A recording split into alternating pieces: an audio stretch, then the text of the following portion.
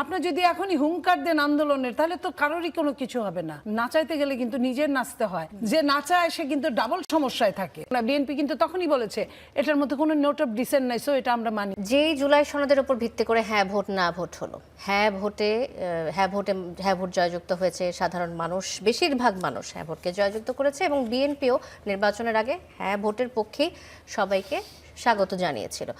এখন সংসদ শুরু হওয়ার পর মানুষের প্রত্যাশা ছিল, বিরোধী দল থেকে শুরু করে সবারই হয়তো প্রত্যাশা ছিল, প্রথম অধিবেশনের প্রথম দিনে জুলাই সনদ নিয়ে আলোচনা হবে এবং গঠনমূলক আলোচনা হবে।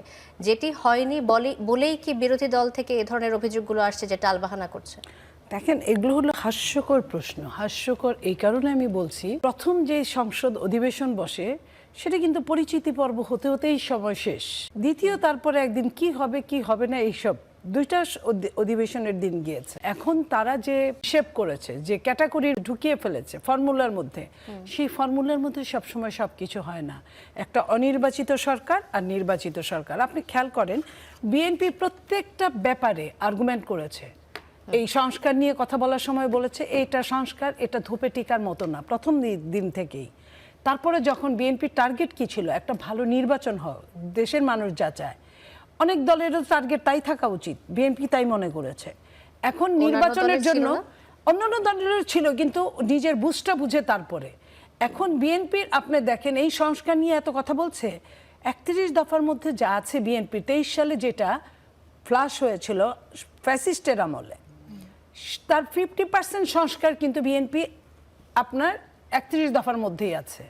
তো বিএনপি তো সেগুলো মেনে নিয়েছে। তারপরে ওর মধ্যে 70 অনুচ্ছেদ ছিল, ওর মধ্যে উচ্চকক্ষ নিম্নকক্ষ ছিল, তার মধ্যে প্রধানমন্ত্রী সময়সীমা ছিল 2 বারের বেশি না, তার মধ্যে এরকম অনেকগুলো কিছু আছে যেটা জটিল। তারপরেও বিএনপি কিন্তু এগুলো চুলচেরা হিসাব কিন্তু সব মিলে, সব দল মিলে যখন একটা ডিসিশনে আসে তখন ওটা কিন্তু সংশোধনী হয়। সংশোধনী হওয়ার মতো সময় দিতে হবে। যেটা নোট অফ ডিসেন্ট ছিল, আমি বলি আপনার 2 দিনের তো সময় না। আচ্ছা ঠিক আছে, 2 দিনে সম্ভব না।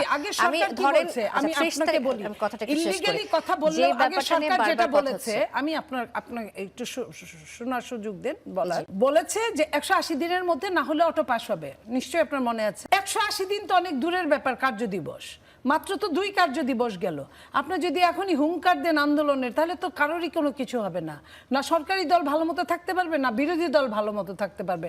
নাচাইতে গেলে কিন্তু নিজের নাচতে হয়, আবার প্ল্যান করতে হয় অন্যকে কিভাবে নাচাবেন। যে নাচায় সে কিন্তু ডাবল সমস্যায় থাকে। সো এটা অনেক প্রতীক্ষার পরে একটা গণতন্ত্র মাত্র সূচনা, অঙ্কুরিত হয়েছে গাছ, এখনো কিন্তু অনেক দূর যেতে বাকি।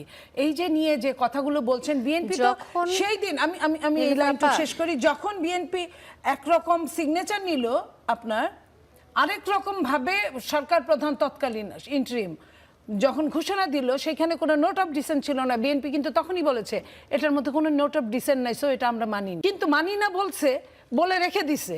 এটা তো খুব বড় ব্যাপার না। এই গণভোটটা আপনি যত ভাবেই করেন না কেন, সংসদে আপনাকে যেতেই হবে।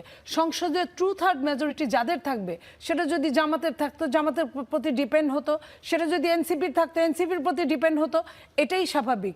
তো বিএনপি ওইটাই বলছে 2/3 মেজরিটি, এটাই নিয়ম সংসদের।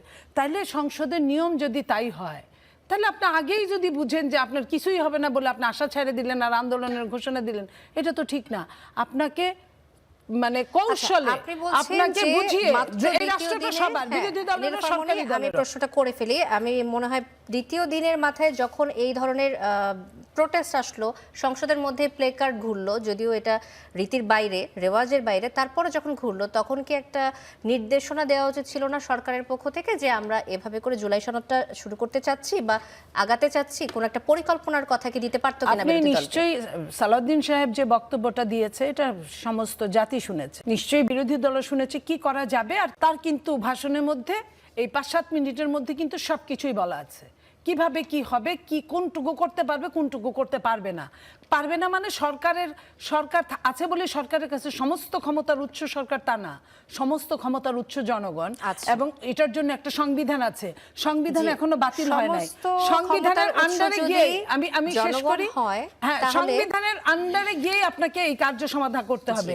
সেটা আপনাকে হয়তো সংশোধনী আনতে হবে। সংশোধনী আনার জন্য 2/3 মেজরিটির দরকার পড়বে।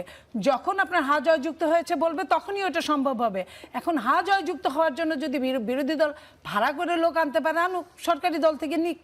সরকারি দল তো 70 অনুচ্ছেদ বলছেই, 70 অনুচ্ছেদে কি কি পারবে আর কি কি পারবে না, যদি সরকারি দলের কেউ যায় তাদের সঙ্গে যায় গলা মিলাবে। আচ্ছা, সমস্ত ক্ষমতার উৎস যদি জনগণ হয়, তাহলে দেশের জনগণ কিন্তু ভোট 11টি দিয়েছে। সিটি কর্পোরেশনের পর 42টি জেলা পরিষদেও জেলা দলীয় নেতাদের প্রশাসক হিসেবে নিয়োগ দিয়েছে বিএনপি সরকার। ভোট না দিয়ে জনগণকে সমস্ত ক্ষমতার উৎস হিসেবে না বানিয়ে বা সেদিকে না ঠেলে দিয়ে প্রশাসক নিয়োগের প্রক্রিয়া কি গণতান্ত্রিক বলে মনে করেন? এটা তো কিছুদিনের জন্য, খুব সাময়িক। তারা তো ইলেকশন দিবে খুব তাড়াতাড়ি। ইলেকশন দিলে এটাই স্বাভাবিক। সরকারি দলের কিছু ফ্যাসিলিটিস থাকে।